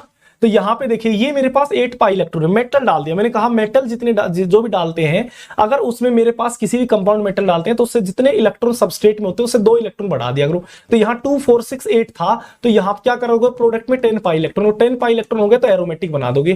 क्या करना है, एक प्रोडक्ट क्या बनेगा, एक पाई बॉन्ड ब्रेक करना और दोनों तरफ नेगेटिव बना देना है। एक पाई बॉन्ड ब्रेक करना है, दोनों तरफ नेगेटिव, तो ये क्या बन जाएगा आपका एरोमेटिक। तो फर्स्ट के साथ तो पी ही मैच कर जाएगा, यहाँ पे फर्स्ट के साथ तो पी ही मैच कर जाएगा। ये आपका जो बच्चा पूछ रहा था होमो एरोमेटिक, उसको मैं बता देता हूं। यहाँ पे देखिए ये कंपाउंड है भाई, एक बच्चा पूछ रहा था होमो एरोमेटिक के बारे में ना, तो उसके लिए मैं बता देता हूं। यहाँ पे देखिए, यहाँ पे ये मेरे पास एक कंपाउंड दे रखा है, ठीक है, ये कंपाउंड दे रखा है और इसमें क्या डाल दिया है, यहाँ पे H2SO4 डाल दिया है। मतलब H2SO4 क्या करेगा, H+ देने का काम करेगा। तो यहाँ पे ये पाई इलेक्ट्रॉन डेंसिटी क्या करेगी, H+ ले लेगी। जैसे ही H+ लेगी तो यहाँ पे बन क्या जाएगा भाई, यहाँ पे ये मेरे पास पॉजिटिव बन जाएगा और एक तरफ आपका हाइड्रोजन जुड़ जाएगा। तो ये मैंने क्या कहा था, होमो एरोमेटिक होते हैं। ये क्या होते हैं, होमो एरोमेटिक। कैसे होंगे, यहाँ पे ये 7 जो मेरे पास बॉन्ड होते हैं ये तो एक प्लेन में रहते हैं, और एक जो वो रहता है वो कहाँ होता है, आउट ऑफ द प्लेन होता है। एक जो एटम जो sp3 होता है वो कहां चला जाता है भाई, आउट ऑफ द एटम चला जाता है ना। तो यहाँ पे जो 7 p ऑर्बिटल होते हैं ना, ये तो यहाँ पे क्या करते हैं, कॉन्जुगेशन करते हैं। क्या कॉन्जुगेशन करेंगे, यहाँ पे 6 पाई इलेक्ट्रॉन आपस में कॉन्जुगेशन करेंगे। तो यहाँ 6 पाई इलेक्ट्रॉन कॉन्जुगेशन करते हैं और एक जो sp3 कार्बन होता है ये आउट ऑफ द प्लेन निकल जाता है। इससे होता क्या है, 6 पाई इलेक्ट्रॉन अगर कॉन्जुगेशन करेंगे तो यहाँ पे होने क्या लग जाएगा, यहाँ पे पार्शियली एरोमेटिक करैक्टर आ जाते हैं। पार्शियली एरोमेटिक करैक्टर आने की वजह से इसे हम प्रॉपर एरोमेटिक तो नहीं कह सकते हैं, इसलिए एक नया नाम दे दिया जाता है। यहाँ पे क्या कह दिया जाता है, यहाँ पे बोला जाता है होमो एरोमेटिक। हाँ सिया आपकी चैट आ रही है, सिया शर्मा आपकी चैट विजिबल हो रही है, कोई दिक्कत नहीं है, ठीक है। तो ये आपका क्या बन जाता है, H2SO4 की प्रेजेंस में यहाँ पे होमो एरोमेटिक बन जाता है भाई। तो ये आपका क्या होगा, होमो एरोमेटिक। तो यहाँ पे सेकंड के साथ S मैच हो जाएगा। तो फर्स्ट के साथ क्या होगा भाई, यहाँ पे P, सेकंड के साथ यहाँ पे कौन होगा, S, और थर्ड के साथ यहाँ पे क्या होगा, यहाँ पे देखिए, यहाँ पे ये पेरीसाइक्लिक रिएक्शन है, रिंग ओपनिंग ऑफ इलेक्ट्रोसाइक्लाइजेशन। यहां से अगर रिंग ओपनिंग होगी तो यहाँ पे बन क्या जाएगा भाई, ये रिंग ओपनिंग ऑफ इलेक्ट्रोसाइक्लाइजेशन होगा, तो ये बन जाएगा। यहां से ये पाई बॉन्ड यहां से यहां शिफ्ट हो जाएंगे, तो यहाँ पे क्या बन जाएगा ये, और ये कैसा होता है, नॉन एरोमेटिक होता है, तो आर मैच कर जाएगा। थर्ड में आर हो जाएगा, फोर्थ में क्या मैच कर जाएगा भाई, यहाँ पे फोर्थ के साथ अगर मैं बात करूं तो फोर्थ में 2 पाई इलेक्ट्रॉन डाल दिए, तो 2 पाई इलेक्ट्रॉन देखिए 2 4 6 8 10 12 है, 14 है। तो मेटल जैसे डालोगे तो यहाँ क्या बनेंगे, 16 पाई इलेक्ट्रॉन। 16 पाई इलेक्ट्रॉन क्या करते हैं, यहाँ पे किसका रूल फॉलो करते हैं, एंटी एरोमेटिक का फॉरन रूल फॉलो करते हैं। तो ये आपका एंटी एरोमेटिक बन जाएगा। तो यहाँ पे फोर्थ में क्या आ जाएगा, क्यू आ जाएगा। तो ये आपका यहाँ पे क्या बन जाता है दोस्तों, प्रोडक्ट बन जाता है। हाँ प्रिया, सभी की चैट विजिबल हो रही है। सर कभी एंटी एरोमेटिक होते हुए भी नॉन एरोमेटिक हो जाता है, ये कब होता है, जब प्लेनरिटी लॉस हो जाती है। रजत जब प्लेनरिटी लॉस हो जाती है तब हो जाता है। सर होमो एरोमेटिक एरोमेटिक से ज्यादा क्यों स्टेबल होते हैं? विजय कुमार पटेल, बहुत बढ़िया सवाल क्या है, ऐसे सवाल की मैं उम्मीद करता भी था। तो विजय आप इसको चेंज कर लीजिए भाई, ये कहां से पढ़ लिया, होमो एरोमेटिक एरोमेटिक से ज्यादा स्टेबल होते हैं। अरे होमो एरोमेटिक लेस स्टेबल होते हैं भाई, होमो एरोमेटिक लेस स्टेबल होते हैं। हाँ पेरीसाइक्लिक मैं ही पढ़ाता हूं भाई, हाँ मैं ही लूंगा भाई, पेरीसाइक्लिक मैं ही लूंगा। होमो एरोमेटिक जो होते हैं वो लेस स्टेबल होते हैं एरोमेटिक से, होमो एरोमेटिक एरोमेटिक से लेस स्टेबल होते हैं भाई, क्लियर है। चलिए आगे बढ़ चलते हैं। ये क्वेश्चन यहां पे फिर से वही कहानी आ गई, यहां पे इलेक्ट्रोफिलिक अटैक की बात की गई। इलेक्ट्रोफिलिक मतलब इन सभी के साथ क्या किया गया, इलेक्ट्रोफाइल की रिएक्शन की गई है। और मैंने कहा था तो ये सब क्या हो जाएगी, न्यूक्लियोफाइल।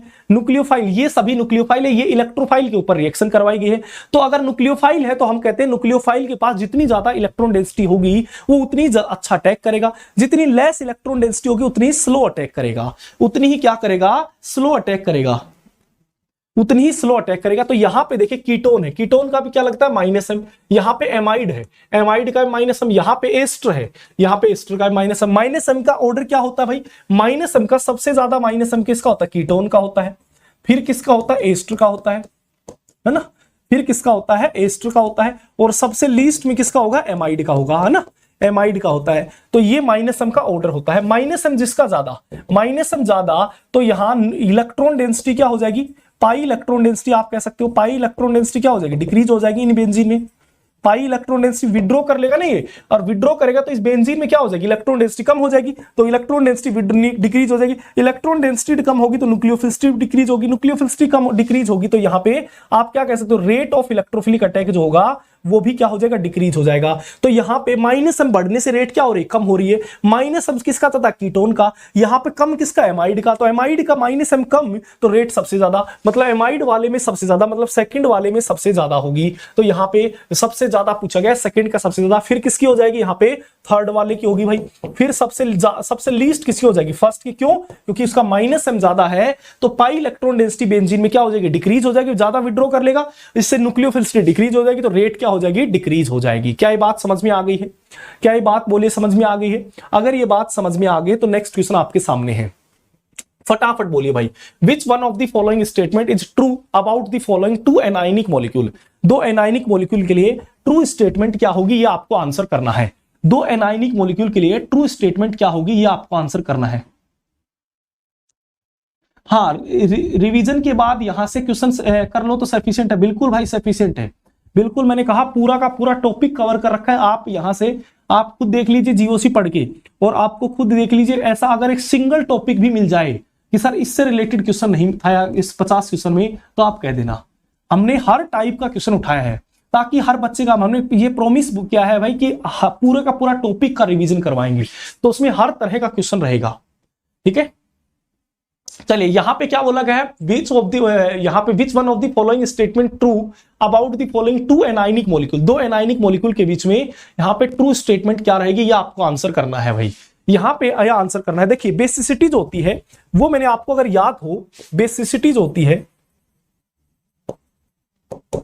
बेसिसिटी जो होती है इनवर्सली प्रोपोर्शनल होती है स्टेबिलिटी ऑफ एनायन की, स्टेबिलिटी ऑफ एनायन के इनवर्सली प्रोपोर्शनल होती है ना, स्टेबिलिटी ऑफ एनायन के इनवर्सली प्रोपोर्शनल टू बेसिसिटी है ना। जितना ज्यादा स्टेबल होगा एनायन उतनी ज्यादा स्टेबिलिटी। अब स्टेबिलिटी ऑफ एनायन की अगर मैं बात करता हूं, स्टेबिलिटी ऑफ नेगेटिव चार्ज की अगर बात करता हूं, तो मैंने बताया पहला पॉइंट साइज, साइज जितनी ज्यादा होगी तो एनायन उतना ही ज्यादा स्टेबल। दूसरा इलेक्ट्रोनेगेटिविटी, तीसरा रेजोनेंस, और फोर्थ जो होता है वो इंडक्टिव होता है ना, फोर्थ जो होता है वो इंडक्टिव होता है। तो साइज जितनी ज्यादा तो नेगेटिव चार्ज स्टेबल होगा। ये सेकंड पीरियड का है और ये थर्ड पीरियड का है, तो यहां साइज इसकी ज्यादा है तो ये नेगेटिव चार्ज ज्यादा स्टेबल है। सेकंड में नेगेटिव चार्ज ज्यादा स्टेबल है, नेगेटिव चार्ज की स्टेबिलिटी ज्यादा है, तो यहां पे तो हम क्या कहेंगे, फर्स्ट वाले की बेसिसिटी ज्यादा होगी, तो हम क्या कहेंगे फर्स्ट वाला मोर बेसिक हो जाएगा, तो यहां पे ये हो जाएगा। पर ये मोर न्यूक्लियोफाइल होगा, ये बात गलत है, क्योंकि यहां एनायन की स्टेबिलिटी की, यहां पे क्या होता है भाई, एनायन की स्टेबिलिटी के इनवर्सली प्रोपोर्शनल है। तो यहां पे न्यूक्लियोफाइल कौन अच्छा है, न्यूक्लियोफाइल ये अच्छा है। ये आप जानते हो पीरियड में ऊपर से नीचे जाते हैं तो यहां न्यूक्लियोफिलिसिटी इंक्रीज होती है, तो यहां ये गलत बात है। ये वीक न्यूक्लियोफाइल है और बेसिक अच्छा है, तो यहां पे ये आपका हो जाएगा first is more basic but less nucleophile than second. ठीक है, सेकंड के कंपैरिजन में यहां पे फर्स्ट इज मोर बेसिक हो जाएगा ना ये वाला, क्योंकि यहां पे ये ज्यादा स्टेबल एनायन है। तो जो ज्यादा स्टेबल एनायन होगा यहां पीरियड में, तो क्या होता है पीरियड में अगर सेम पीरियड होता है तो वहां पे आपकी बेसिसिटी जो होती है, अगर नेगेटिव चार्ज ज्यादा स्टेबल होगा तो न्यूक्लियोफिलिसिटी कम होगी, है ना। और अगर यहां पे क्या होती है, यहां पे मतलब अप टू डाउन अगर मैं बात करता हूं तो यहां पे क्या होती है, जैसे जैसे साइज बढ़ती जाएगी वैसे वैसे नेगेटिव चार्ज भी स्टेबल होगा और न्यूक्लियोफिलिसिटी भी बढ़ती जाती है ना। चलिए नेक्स्ट क्वेश्चन की बात करते हैं। नेक्स्ट क्वेश्चन यहां पे आ गया है भाई, यहां क्या बोला गया, the correct order of stability of carbetine. तो यहां पे आप जानते हो NH2 का प्लस एम सबसे ज्यादा होता है, यहां पे NH2 का भाई प्लस एम क्या होगा, सबसे ज्यादा होगा, है ना। फिर OH का प्लस एम होगा, फिर OCH3 का प्लस एम होगा, और वहां पे किसी का भी स्टेबिलिटी प्लस एम बढ़ने से कैटायन ज्यादा स्टेबल होगा। प्लस एम किसका ज्यादा होता है, NH2 का प्लस एम ज्यादा, तो S सबसे ज्यादा स्टेबल, फिर R हो जाएगा, फिर Q हो जाएगा, और सबसे लीस्ट आपका P हो जाएगा। तो SRQP है क्या, SRQP मतलब D आपके लिए करेक्ट आंसर हो जाएगा, D हो जाएगा। बिल्कुल सिंपल क्वेश्चन था। यहाँ पे जितना ज्यादा प्लस एम जितना ज्यादा लगेगा स्टेबिलिटी ऑफ कार्बेटाइन उतना ही ज्यादा हो जाएगा, स्टेबिलिटी ऑफ कार्बेटाइन दोस्तों क्या हो जाएगा, उतना ही ज्यादा हो जाएगा। क्लियर है बात। चलिए नेक्स्ट क्वेश्चन की बात करते हैं। नेक्स्ट क्वेश्चन यहां पे क्या कहा है, the compound which is non aromatic in nature, the compound which is non aromatic in nature, कौन सा कंपाउंड एरोमेटिक नहीं है। तो ये आप देख सकते हो यहां पे क्या आ गया है, sp3 कार्बन आ गया है, और sp3 कार्बन हो गया है, तो ये आपका कंपाउंड क्या है, एरोमेटिक नहीं है। जहां कहीं पर भी sp3 कार्बन आ जाए वो कंपाउंड क्या नहीं होगा दोस्तों, एरोमेटिक नहीं होगा। तो आपका करेक्ट आंसर क्या हो जाएगा, यहां से डी हो जाएगा। किसी भी बच्चे को अगर कोई प्रॉब्लम है तो बता देंगे भाई, किसी भी बच्चे को कोई प्रॉब्लम है तो बोल देंगे। जहां पर भी आपका sp3 कार्बन आ जाएगा तो वो आपका नॉन प्लेनर बन जाएगा। ठीक है, चलिए नेक्स्ट क्वेश्चन आपके सामने है, highest dipole moment. Dipole moment क्या होता है भाई, हाईएस्ट D इक्वल्स टू में Q इनटू में क्या होता है, D होता है। Q क्या है, चार्ज है, तो मैं कह सकता हूं डाइपोल मोमेंट डायरेक्टली प्रोपोर्शनल किसके होता है, चार्ज के होता है। जितना ज्यादा चार्ज, किसी के ऊपर भी चार्ज अगर ज्यादा होगा तो डाइपोल मोमेंट उसका बढ़ जाएगा, डाइपोल मोमेंट उसका बढ़ जाएगा। तो हम यहां पे हमें पता है इनमें से कोई ना कोई कंपाउंड क्या मिलेगा, हमें क्वासी एरोमेटिक मिलेगा। तो क्वासी एरोमेटिक कैसे चेक करते हैं भाई, ये बीच का पाई बॉन्ड ब्रेक करके। यहां इस तरह की स्ट्रक्चर आती है तो बीच का पाई बॉन्ड ब्रेक करोगे और आप कोशिश करोगे कि पॉजिटिव नेगेटिव, पाई बॉन्ड टूटेगा तो क्या बनाओगे, पॉजिटिव नेगेटिव। तो पॉजिटिव नेगेटिव इस तरह से अरेंज करोगे कि बनने वाली दोनों की दोनों रिंग क्या बन जाए भाई, दोनों की दोनों रिंग एरोमेटिक बन जाए, बनने वाली दोनों की दोनों रिंग क्या बन जाए, एरोमेटिक बन जाए। तो यहां पे इस तरह से आप अरेंज करोगे कि बनने वाली दोनों की दोनों रिंग क्या बन जाए, एरोमेटिक बन जाए। तो यहां पे देखिए आप जब इस पाई बॉन्ड को ब्रेक करोगे तो इधर पॉजिटिव बना दोगे, इधर नेगेटिव बना दोगे। तो नेगेटिव बनाओगे तो ये रिंग तो क्या होगी 2 4 और ये नेगेटिव 6 पाई इलेक्ट्रॉन मतलब एरोमेटिक। और इधर मेरे पास यहां पे इस रिंग में चेक करोगे तो 2 4 और ये 6, ये भी रिंग क्या हो जाएगी 6 पाई इलेक्ट्रॉन और एरोमेटिक हो गया। तो दोनों रिंग क्या बन गई, एरोमेटिक बन गई। अगर दोनों रिंग एरोमेटिक होती तो वो कहलाता क्वासी एरोमेटिक। और अगर कोई एक रिंग भी एरोमेटिक नहीं बनती है, दोनों में से अगर कोई एक रिंग भी नहीं बनती है तो वो आपका क्या कहलाता है, नॉन एरोमेटिक कहलाता है, नॉट एरोमेटिक। तो ये भी आपका क्या होगा, आप कैसे भी यहां पॉजिटिव ऐसे बना लीजिए या फिर ऐसे बना लीजिए, दोनों रिंग एरोमेटिक नहीं बन सकती। सेम इस केस में भी नहीं बनेंगी, चाहे आप ऐसे बना लीजिए चाहे आप ऐसे बना लीजिए, नहीं बनेगा। इसमें भी same positive negative negative positive, आप कैसे भी पॉजिटिव नेगेटिव देख लिए, दोनों रिंग आपकी एरोमेटिक नहीं हो सकती है। तो ये बी सी डी तो क्वासी एरोमेटिक नहीं है, पर एक क्वासी एरोमेटिक है। और जो क्वासी एरोमेटिक होते हैं वो यहां पाई बॉन्ड ना होकर के सिंगल बॉन्ड ही रहते हैं और पॉजिटिव नेगेटिव की फॉर्म में, मतलब ये पोलर फॉर्म रहती है। और पोलर फॉर्म होने का मतलब चार्ज ज्यादा है, चार्ज ज्यादा है तो डाइपोल मोमेंट भी उसमें ज्यादा होगा। तो आपके लिए क्या हो जाएगा, ए जो होगा वो करेक्ट हो गया, हो जाएगा, ए जो होगा वो क्या हो जाएगा, करेक्ट हो जाएगा भाई। ठीक है, चलिए नेक्स्ट क्वेश्चन आप बता दीजिए। यहां पे देखिए, यहां पे क्या कहा है, compound which is least reactive towards lithium aluminium hydride. Least reactive कौन होगा भाई, लीस्ट रिएक्टिव। देखिए यहां पे जब लिथियम एल्यूमिनियम हाइड्राइड डालते हैं तो ये क्या होता है भाई, न्यूक्लियोफाइल होता है। आप जानते हो सभी बच्चे, न्यूक्लियोफाइल होता है। इसका एलएच जो बॉन्ड होता है वो क्या करता है, अटैक करता है। इसका एलएच जो बॉन्ड होता है वो क्या करता है दोस्तों, अटैक करता है। अब एलएच बॉन्ड अटैक कहां करेगा, जहां इलेक्ट्रोफिलिक सेंटर अच्छा होगा। तो देखिए यहां पे पॉजिटिव बनाते हैं, यहां नेगेटिव, तो ये रिंग क्या बन जाती है, एरोमेटिक बन जाती है। तो यहां पॉजिटिव बन गया, इसका मतलब ये इलेक्ट्रोफिलिक सेंटर अच्छा है, ये इलेक्ट्रोफिलिक सेंटर अच्छा है। यहां पे भी क्या बन गया भाई आपका, यहां पॉजिटिव यहां नेगेटिव बनेगा, तो ये रिंग क्या बन गई, एरोमेटिक। इसलिए यहां पॉजिटिव चार्ज ज्यादा होगा, पॉजिटिव चार्ज ज्यादा होगा तो ये जो सेंटर होगा इलेक्ट्रोफिलिक अच्छा होगा। अगर मैं इसकी जगह बात करूं यहां पॉजिटिव या नेगेटिव, पॉजिटिव, तो ये जैसे ही पॉजिटिव बनाऊंगा पाई बॉन्ड ब्रेक करके, तो 2 4 4 पाई इलेक्ट्रॉन मतलब एंटी एरोमेटिक की तरफ जाएगा। 4 पाई इलेक्ट्रॉन मतलब एंटी एरोमेटिक की तरफ जाएगा, और एंटी एरोमेटिक की तरफ जाएगा तो यहां पे ये पाई बॉन्ड किसी भी हालात में ब्रेक नहीं हो सकता है। अगर किसी भी हालात में ब्रेक नहीं होगा तो यहां पे, क्योंकि ब्रेक होने से क्या बनेगा, एंटी एरोमेटिक की तरफ जाएगा और मॉलिक्यूल क्या होगा, अनस्टेबल होगा। और ये जानता है भाई ब्रेक हुआ तो यहां एंटी एरोमेटिसिटी आएगी, इसलिए ये पाई बॉन्ड ब्रेक ही नहीं हो सकता है। इसलिए यहां पे ये इलेक्ट्रोफिलिक सेंटर अच्छा नहीं होगा, यहां लिथियम एल्यूमिनियम हाइड्राइड अटैक ही नहीं कर पाएगा। तो हम कहेंगे बी हमारे पास यहां पे क्या हो जाएगा, करेक्ट आंसर हो जाएगा। यहां पे लिथियम एल्यूमिनियम हाइड्राइड अटैक नहीं कर पाएगा, क्यों, क्योंकि यहां पॉजिटिव नेगेटिव क्रिएट नहीं कर सकते हैं। आप कहोगे सर यहां तो क्रिएट, यहां पार्शियली पॉजिटिव पार्शियली नेगेटिव रहेगा, पर यहां तो बिल्कुल नहीं रहेगा। क्यों, क्योंकि जैसे ही पॉजिटिव चार्ज आएगा तो उसमें एंटी एरोमेटिक करैक्टर आने लग जाएंगे, और एंटी एरोमेटिक करैक्टर आएंगे तो मॉलिक्यूल अनस्टेबल हो जाएगा। इसलिए कोई भी मॉलिक्यूल नहीं चाहेगा कि उसके अंदर एंटी एरोमेटिक करैक्टर आए। तो यहां इसकी इलेक्ट्रोफिलिसिटी, क्योंकि पॉजिटिव आएगा तभी तो इलेक्ट्रोफिलिक सेंटर जनरेट होगा, अब पॉजिटिव आएगा ही नहीं तो इलेक्ट्रोफिलिक सेंटर भी जनरेट नहीं होगा। इलेक्ट्रोफिलिक सेंटर जनरेट नहीं होगा तो लिथियम एल्यूमिनियम हाइड्राइड रिएक्ट ही नहीं कर पाएगा। ठीक है, चलिए यहां पे क्या कहा है, SN1 की रिएक्टिविटी का पूछा गया है भाई। यहां पे आपसे क्या कहा गया है दोस्तों, SN1 की रिएक्टिविटी पूछी गई है। तो यहां Cl को हटाओगे, यहां पॉजिटिव चार्ज बना दिया। SN1 में क्या बनता है, कार्बोटाइन, यहां से Cl को हटाओगे कार्बोटाइन, यहां भी Cl को हटाओगे कार्बोटाइन, यहां भी Cl को हटाओगे कार्बोटाइन। ये कार्बोटाइन आने से क्या बन गया, एंटी एरोमेटिक। यहां पे ये ओनली फॉर 4 अल्फा हाइड्रोजन से स्टेबलाइज, यहां पे रेजोनेंस प्लस में रेजोनेंस से स्टेबलाइज, यहां पे 2 पाई बॉन्ड्स, यहां 1 पाई बॉन्ड, यहां 2 पाई बॉन्ड की रेजोनेंस से स्टेबलाइज। तो यहां पे रिएक्टिविटी SN1 की हमें पता है, SN1 की रिएक्टिविटी डायरेक्टली प्रोपोर्शनल होती है किसके, स्टेबिलिटी ऑफ कैटायन की। तो यहां 2 पाई बॉन्ड रेजोनेंस कर रहे हैं तो मैं कहूंगा फर्स्ट सबसे ज्यादा, फिर यहां 1 पाई बॉन्ड, फिर सेकंड, फिर यहां हाइपर कॉन्जुगेशन थर्ड, और ये एंटी एरोमेटिक की वजह से कार्बोटाइल सबसे लीस्ट स्टेबल हो जाएगा तो फोर्थ हो जाएगा। तो आप क्या कहोगे भाई, first second third fourth, first second third fourth मतलब बी आपका यहां पर क्या हो जाएगा, करेक्ट आंसर हो जाएगा। बी यहां पर क्या हो जाएगा दोस्तों, करेक्ट आंसर बन जाएगा। चलिए ये लास्ट क्वेश्चन है आपका आज के सेशन का। यहां पे करेक्ट स्टेबिलिटी पूछा गया है, यहां पे करेक्ट स्टेबिलिटी पूछा गया है। तो आप क्या चेक करोगे भाई, यहां पे ऑप्शन गलत है, सारे के सारे ऑप्शन यहां पे थोड़े गलत दे रखे हैं भाई। ठीक है, चलिए यहां पे आपका स्टेबिलिटी का करेक्ट ऑर्डर, ये लास्ट क्वेश्चन है, सभी बच्चे बता दीजिए। मैंने क्या कहा था, लास्ट क्वेश्चन है ये, ललित लास्ट क्वेश्चन है। यहां पे मैंने क्या कहा था भाई, आपको बोला था कि भाई जितने भी मेरे पास यहाँ पे फ्यूज सिस्टम होते हैं उसमें क्या चेक करते हैं, उसमें बेंजोनोइड रिंग चेक करते हैं। तो देखिए यहाँ पे एक बेंजोनोइड, दूसरी बेंजोनोइड, तीसरी बेंजोनोइड, है ना, और एक ये भी बेंजोनोइड ही है। यहाँ पे तो 2 4 6 6 पाई इलेक्ट्रॉन, तो यहाँ 4 बेंजोनोइड, और सभी में क्या है, 3 बेंजोनोइड है, और सभी में 3 बेंजोनोइड है। इसलिए थर्ड मॉलिक्यूल सबसे ज्यादा स्टेबल होगा। फर्स्ट सेकंड और फोर्थ इक्वली स्टेबल होते हैं, फर्स्ट सेकंड फोर्थ जो होंगे वो इक्वली स्टेबल होंगे। क्लियर है बात, समझ में आ गई है? किसी भी बच्चे को कोई प्रॉब्लम है तो बता देना है भाई, किसी भी बच्चे को कोई प्रॉब्लम है तो बता देना है। ठीक है, चलिए आज के लिए सेशन खत्म होता है। आपको 50 क्वेश्चन सारे के सारे मैंने डिस्कस कर दिए हैं।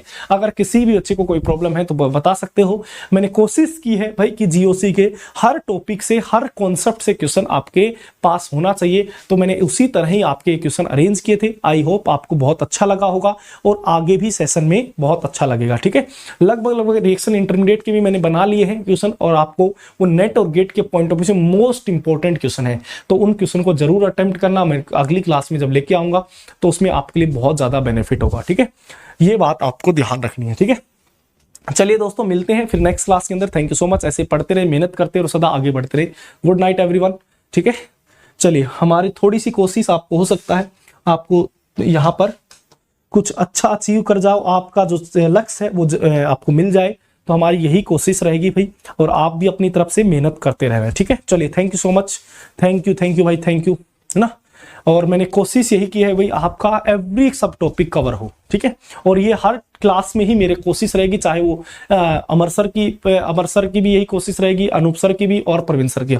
हम खुद को क्वेश्चन बना रहे हैं, ऐसा नहीं कि भाई हम किसी से बनवा रहे हैं और वो ला करके यहाँ पे रख रहे हैं। ठीक है, हम खुद क्वेश्चन बना रहे हैं, बुक्स उठा रहे हैं, बुक से उठा करके स्टैंडर्ड क्वेश्चन रख रहे हैं, ताकि किसी बच्चे को कोई प्रॉब्लम ना हो भाई। ठीक है, चलिए मिलते हैं नेक्स्ट क्लास में। Thank you so much, thank you भाई, थैंक यू।